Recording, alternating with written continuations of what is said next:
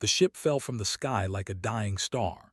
It cut through the clouds with a scream of burning metal and crashed into the rice fields outside a small Korean village. The ground shook. Windows broke in nearby houses. Dogs barked and ran in circles. Then silence came, heavy and strange, as smoke rose into the night sky. Was 72 years old. He had lived through wars and hard winters. He had buried his son and raised his granddaughter. Not much scared him anymore. So when the thing fell from the sky and landed in his fields, he did not run. He picked up his lantern and his walking stick, and he walked toward the fire. The ship was not like anything he had seen before. It was black and shaped like a curved blade. Strange symbols covered its surface. Parts of it still glowed with heat. Stood at the edge of the crater it had made and watched the smoke rise. Then he heard the sound. It was like an animal in pain. A low, rough sound that came from inside the broken ship. Moved closer. He held up his lantern and looked through a crack in the metal hull. 2 eyes looked back at him. Then 2 more eyes above the first pair. They were yellow with thin black lines in the center like a snake. The creature made that sound again, the sound of suffering. The old farmer did not move.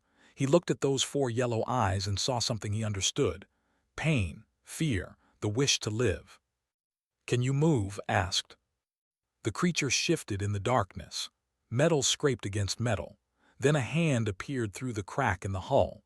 It was green, covered in small scales, with 4 long fingers and sharp black claws. The hand gripped the edge of the metal and pulled. The creature that crawled out of the ship was tall, almost 3 meters when it tried to stand. Its body was covered in scales that looked like armor. Its face was flat, with no nose, just 2 small holes. Its mouth was wide and filled with teeth like needles. One of its arms hung broken at its side, and dark blue blood dripped from wounds across its chest. Should have been afraid. Any normal person would have screamed and run away, but had learned long ago that fear was often just surprise wearing a mask. He stood his ground and looked up at the creature. "You are hurt," he said simply. The creature's 4 eyes focused on him. It opened its mouth and made sounds that were not words, at least not words could understand. Then it fell to its knees. Its strength was gone. Made a decision. He did not think about whether it was smart or safe. He just did what felt right.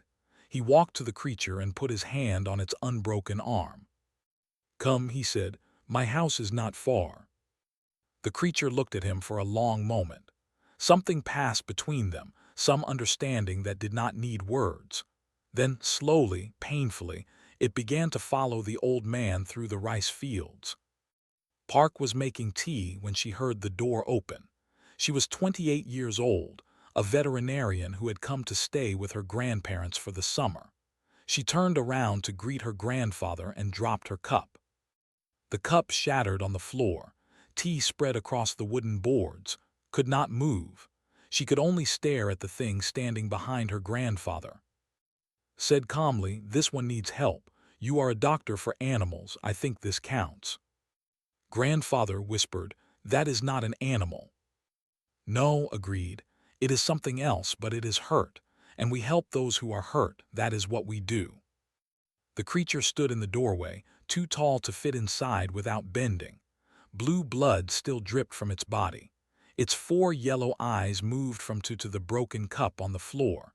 It made a low sound, almost like a question. His heart was beating so fast she thought it might break, but she was her grandfather's granddaughter. She had his stubbornness, his strange courage. She took a deep breath and stepped forward. "Sit down," she said to the creature, pointing at the floor. "Sit, I need to look at your wounds." The creature did not understand her words, but it understood her gesture, her tone. Slowly, carefully, it lowered itself to the floor. It was still taller than even when sitting. She got her medical bag. Her hands were shaking as she opened it. She looked at the creature's wounds, at the blue blood, at the scales that were cracked and broken. She had no idea if human medicine would help or hurt this being, but she had to try. "This might hurt," she said softly. She began to clean the wounds. The creature flinched but did not pull away. Its 4 eyes watched her face as she worked, tried not to look at those eyes. They were too strange, too alien, but she could feel them on her, watching every movement she made. His wife came into the room. She was 70 years old, small and thin, with white hair tied back in a simple knot. She looked at the creature sitting in her living room. She looked at her granddaughter treating its wounds. She looked at her husband standing by the door.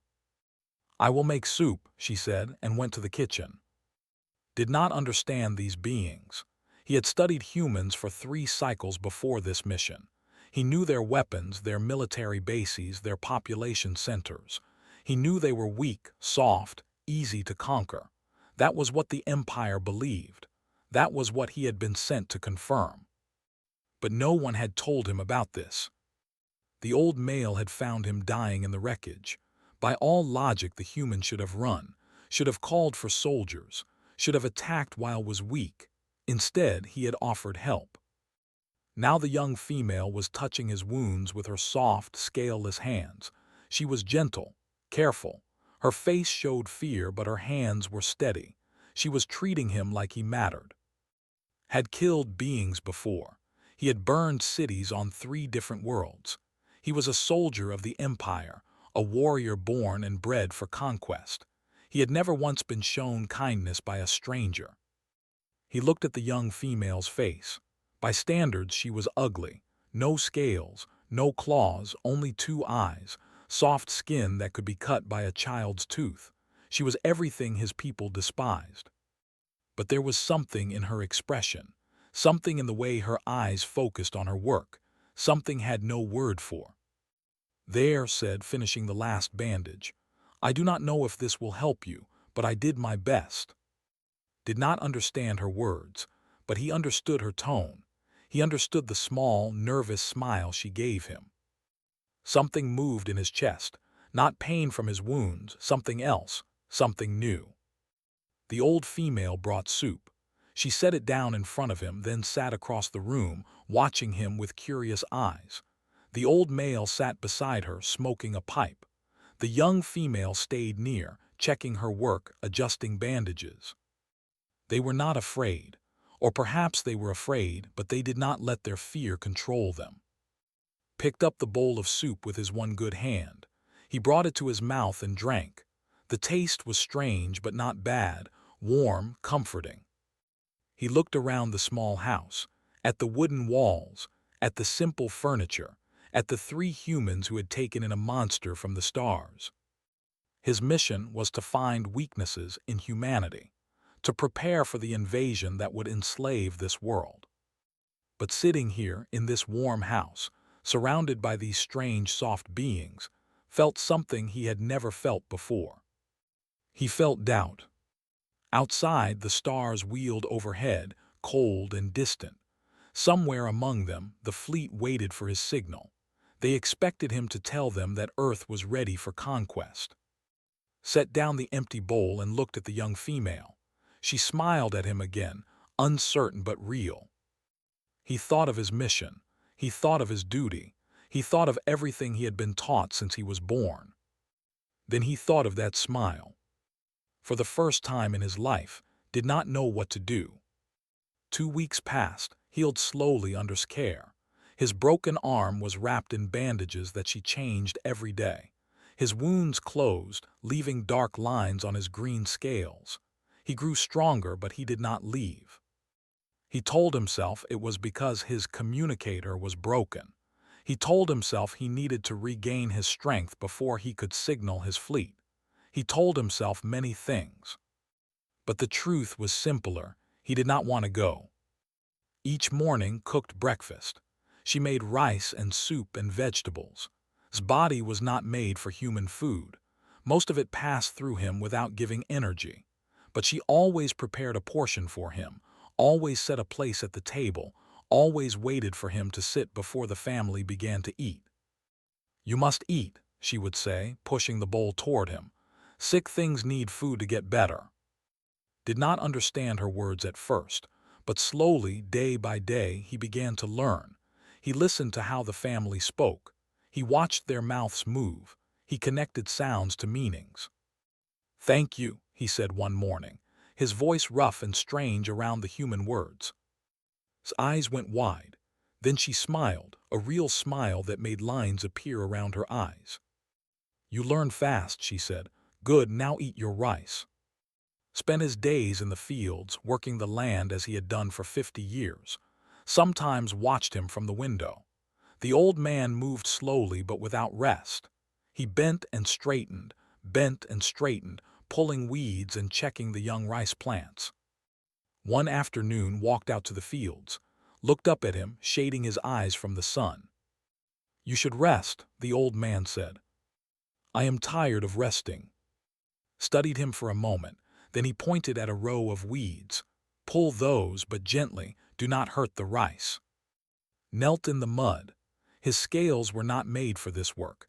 His claws were too sharp, his hands too large, but he tried. He pulled the weeds one by one carefully, the way showed him. They worked side by side until the sun began to set. Neither spoke much, but something grew between them in that silence, something like respect. "Why do you help me?" asked as they walked back to the house.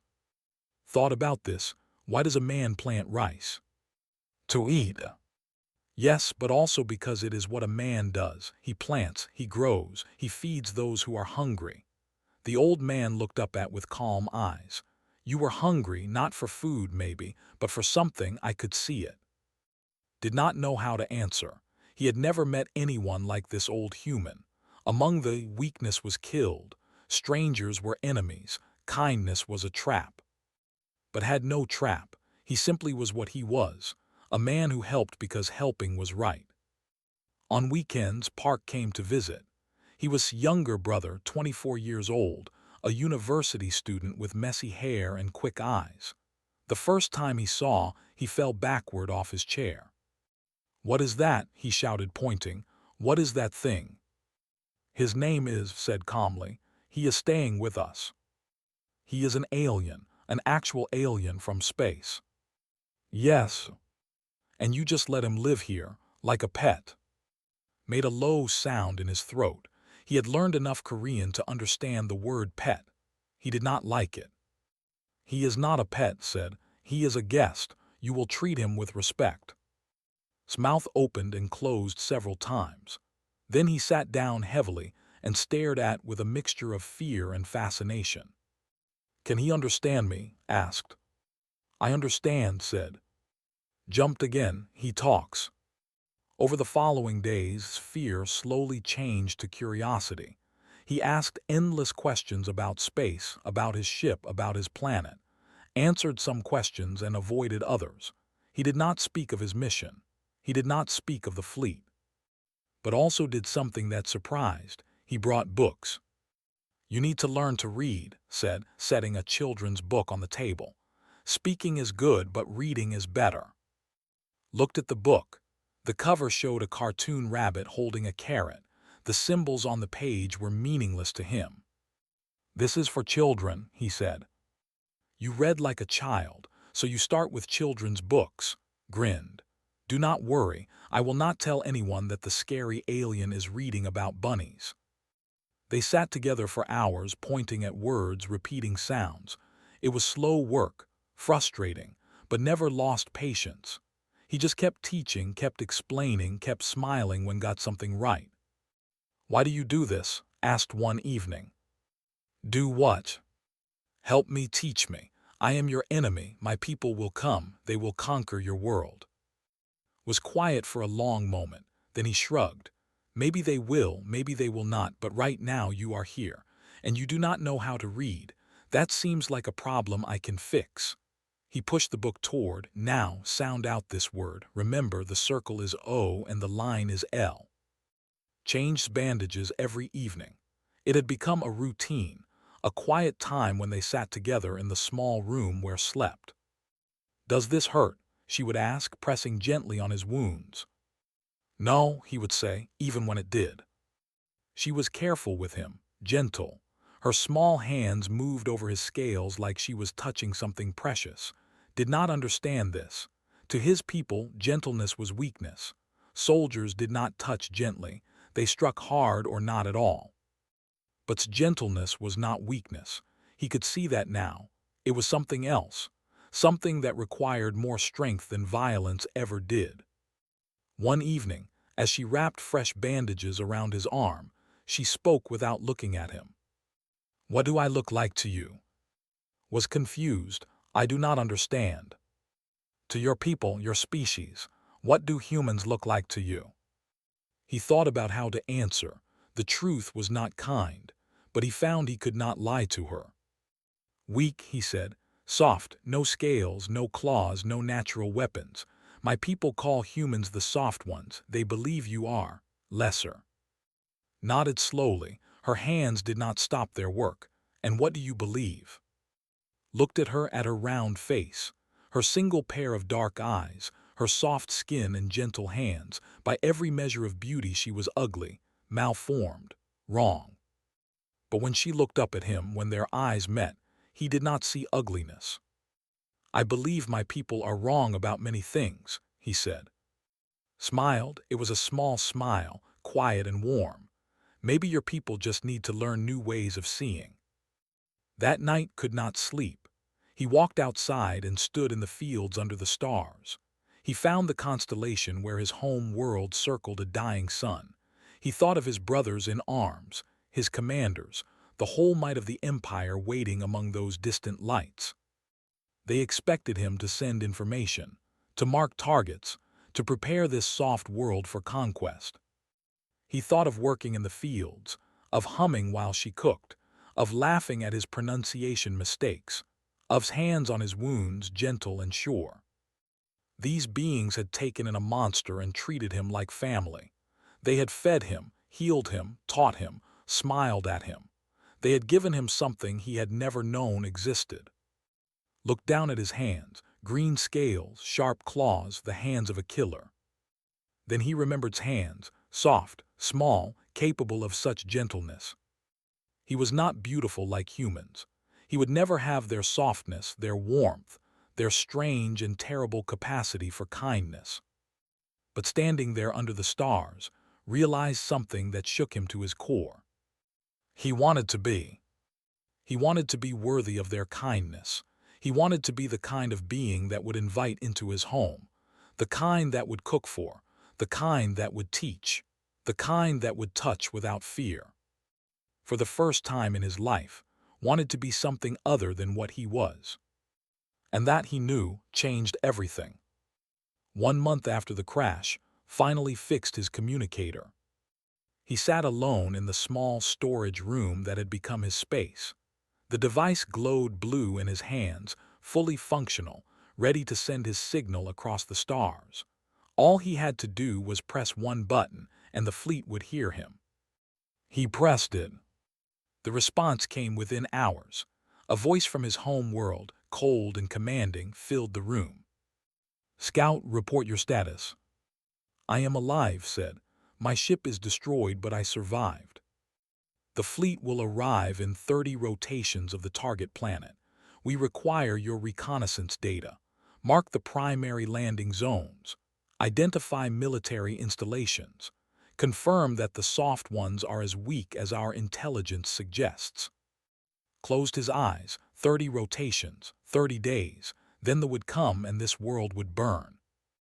"I will send the data," he said. "See that you do. The Empire expects your loyalty. Do not disappoint us." The communication ended. The blue light faded. Sat in the darkness, the weight of 2 worlds pressing down on his shoulders. He should feel triumph. His mission was almost complete. Soon his people would come, and he would be honored as a hero.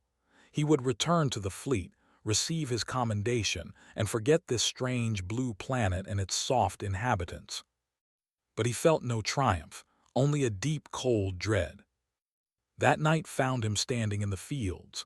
The stars were bright overhead, and a cool wind moved through the rice. She walked up beside him and stood there, saying nothing. "You should be asleep," said. "So should you." They stood in silence for a while, looked up at the stars, at the distant lights that hid his fleet. My people call your kind the soft ones, he said quietly. We believed softness was weakness.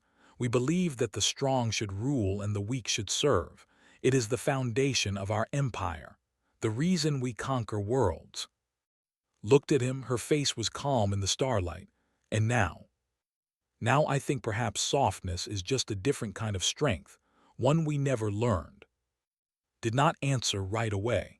She seemed to think about his words, turning them over in her mind. My grandmother tells a story, she said finally, about a mountain and a river. The mountain is tall and strong. It stands firm against wind and rain, but the river is soft. It flows around obstacles. It finds the easiest path, and in the end the river wears the mountain down to nothing. She smiled slightly. Maybe being soft is not about being weak. Maybe it is about being patient, about lasting. Looked at her.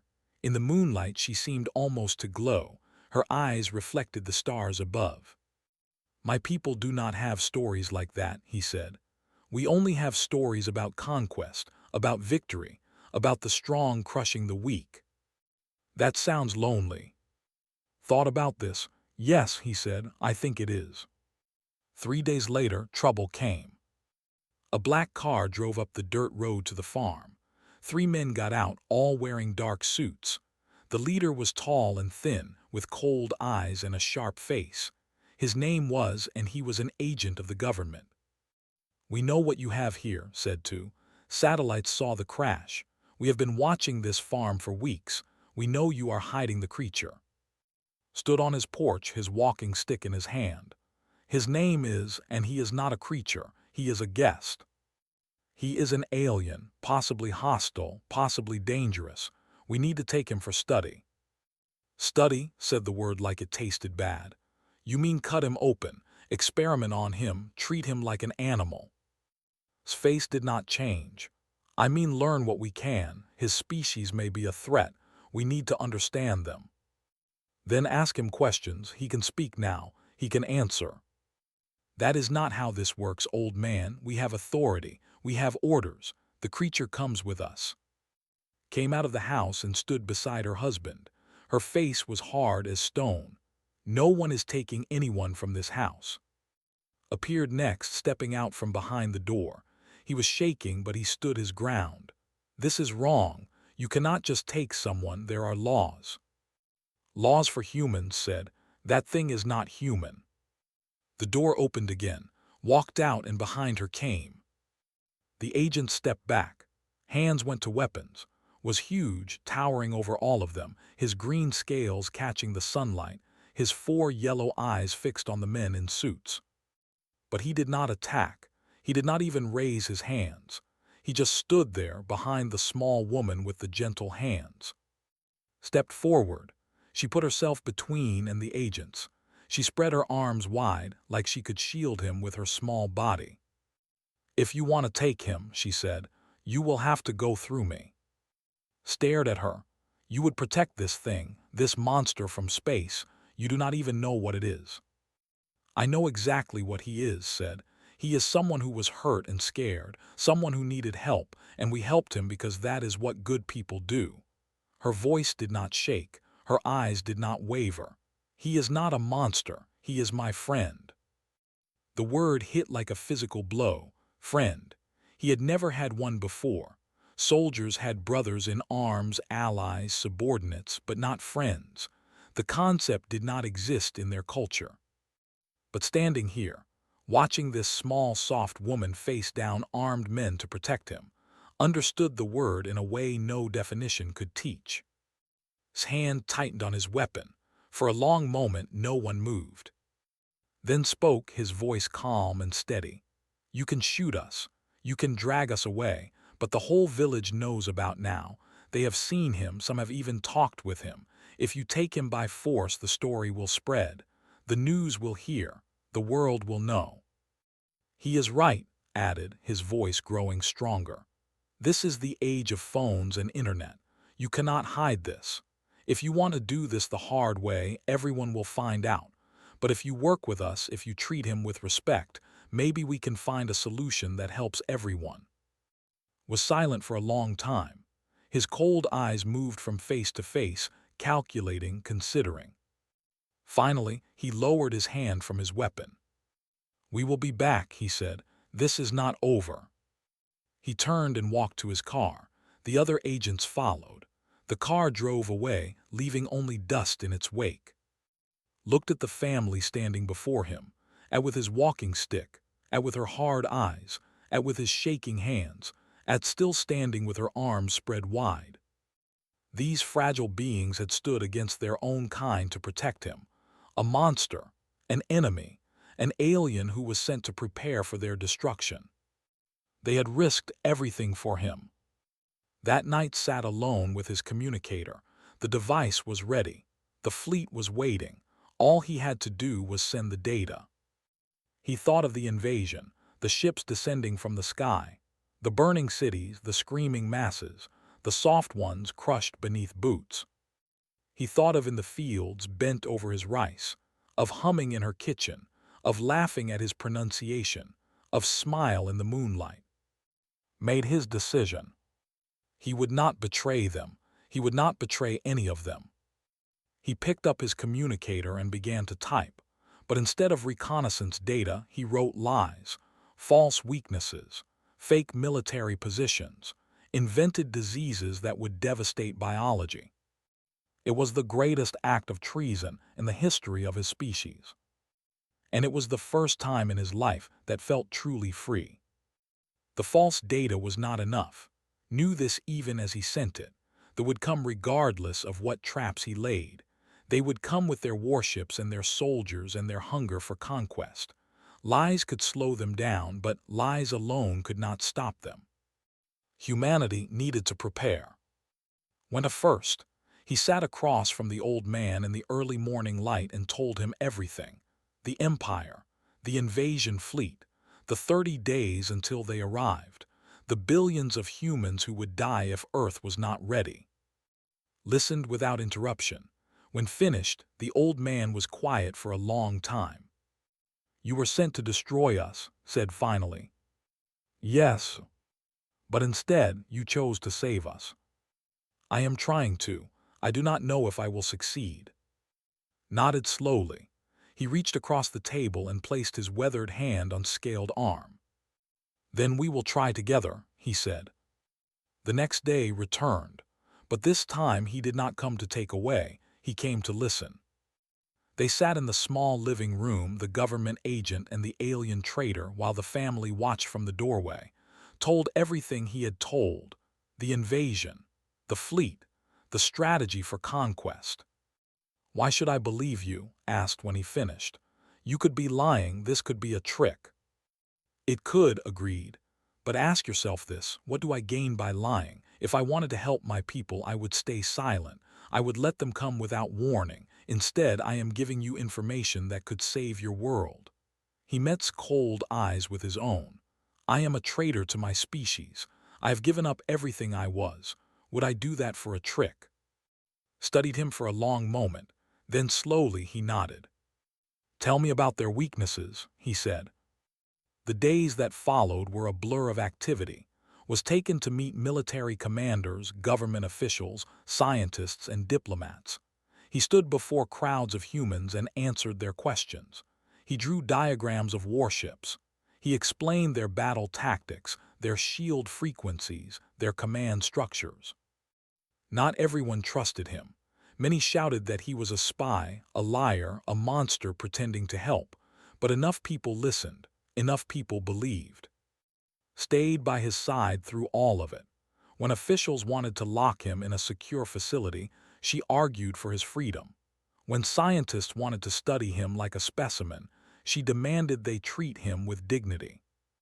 "He is not a weapon," she told a room full of generals. "He is not a tool. He is a person who chose to help us. If we treat him like a thing, we become no better than the enemies he is warning us about." The generals did not like her words, but they listened, and in the end remained free. Others began to accept him too. Dr. No, with curious eyes and a quick smile, spent hours talking with him about his culture, his biology, his people. She did not want to dissect him. She wanted to understand him. "Your people must have art," she said one day. Music, stories, tell me about them. Told her about war songs, about the tales of conquest sung around fires on 100 conquered worlds. He told her about the statues of great generals and the monuments to fallen warriors. But do you have love songs? Asked. Songs about beauty, about peace. Was quiet for a long time. No, he said finally, we do not. Look sad. That is a shame. I think every species needs songs about beauty. Sergeant Han was different. He was a soldier, hard-faced and suspicious. At first he watched like a hunter watching prey. I do not trust you, said one night as they studied battle plans together. I have seen what invaders do. I have seen what soldiers like you do to the innocent. Then you are wise, replied. You should not trust me. You should watch me carefully, and if I betray you, you should kill me without hesitation. Blinked. He had expected the alien to argue to defend himself. He had not expected agreement. You are strange, said. Yes. They worked in silence for a while, then pulled a bottle from his bag and poured 2 glasses. This is soju, he said. It is what Koreans drink when they are preparing for war. Took the glass. The liquid burned going down, but in a pleasant way. He had never tasted anything like it. It is good, he said. Almost smiled. You are one of the ugly ones, he said, but I suppose you are our ugly one now. Did not know what to say, so he just raised his glass and drank. With help, Earth prepared. Defenses were built. Weapons were upgraded. Strategies were planned. For the first time in human history, the entire world worked together toward a single goal. But time was running out. The 30 days passed quickly, too quickly. On the final night before the fleet was scheduled to arrive, stood outside the family farm. The house was dark. Everyone was asleep or pretending to be. Found him there as she always did. Are you afraid? She asked. Yes. Of dying? No, I am afraid of losing. He turned to look at her. In the moonlight she seemed so small, so fragile, so beautiful. I am afraid that I will not be enough, that all of this will have been for nothing, that I will watch your world burn and know that I could not save it. Stepped closer. She reached up and placed her hand on his face, on the rough scales of his cheek. Listen to me, she said. Whatever happens tomorrow, you did the right thing. You could have stayed silent. You could have helped your people destroy us. But you chose to fight for us instead. You chose to be good when it would have been easier to be evil. I am not good, said. I have done terrible things. I have killed. I have conquered. I have. That was before, interrupted. This is now, and now you are standing beside us. That is all that matters. She stood on her toes and pressed her forehead against his. It was an awkward gesture, her soft skin against his hard scales, but somehow it felt right. I am not beautiful, whispered. Not like you, not like humans. Smiled. Beauty is not about what you look like. It is about what you do, and what you are doing is beautiful. Appeared in the doorway, holding a bundle of cloth. I made something for you, he said, walking toward. Well, I designed it. The military made it. He unfolded the cloth to reveal a set of armor. It was built for his body, sized for his massive frame. But painted on the chest was the Korean flag, blue and red and white, the symbol of the country that had given him a home. If you are going to fight for us, said, you should look like one of us. Took the armor in his hands. It was heavy, solid, real. Thank you, he said, and his voice cracked on the words. And came out of the house. They stood together, the whole family, looking at the alien who had fallen from the sky and somehow become one of their own. Give them hell, said, and come back for dinner, is making your favorite soup. Looked at each of them in turn.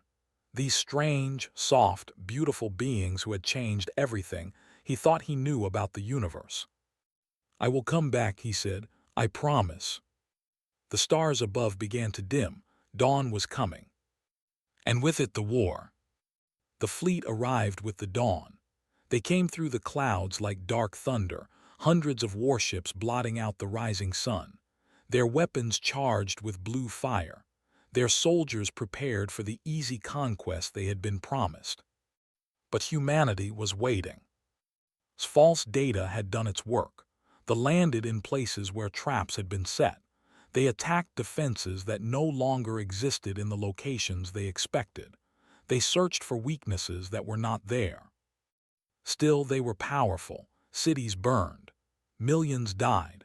They pushed forward with the weight of an empire behind them, and for every ship humanity destroyed, two more seemed to take its place. Fought alongside the human soldiers. He wore his armor with the Korean flag, and he led strike teams against his own kind. He knew tactics, he knew weaknesses, and he used everything he knew to save the world that had given him a home. The battles were brutal. In Seoul, held a defensive line for 3 days while civilians escaped. In Tokyo, he destroyed a command ship by piloting a human fighter directly into its engines. In New York, he stood against a general in single combat and won. But the war was not decided by strength alone. Spoke into communication channels. He broadcast his voice across the fleet, telling them the truth about what he had found. "Listen to me," he said. "I was sent here to prepare for conquest. I was sent here to prove that humans were weak, that they would fall easily, that they were not worthy of respect. But I was wrong. We were all wrong." He told them about who had found a monster in his fields and offered help instead of fear. He told them about who cooked meals for an alien she could not understand. He told them about who taught a killer to read children's books. He told them about who had looked at a creature of nightmares and seen something worth saving. "These soft ones have more strength than we ever imagined," said. "They are kind when they have every reason to be cruel. They are brave when they have every reason to run. They take in strangers and make them family. They fight not for conquest but for each other." His voice echoed across the stars. "I would rather die as one of them than live as one of you." Something changed after that. Not all listened. Most continued fighting, but some hesitated. Some began to question. Some remembered that they too had once been more than just soldiers of an empire.